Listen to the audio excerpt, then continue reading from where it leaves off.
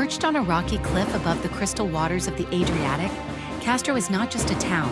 It's a watchtower of history, a place where land and sea meet in ancient harmony. Once called Castrum Minervae, it welcomed Aeneas in legend, and still today, it guards its secrets among stones and waves.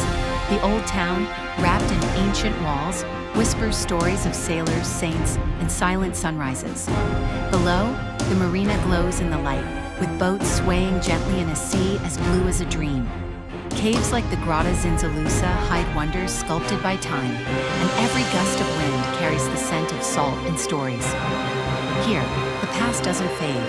It breathes, it echoes, it shines in the limestone, in the silence, in the gaze over the infinite horizon. Castro is not visited, it is contemplated.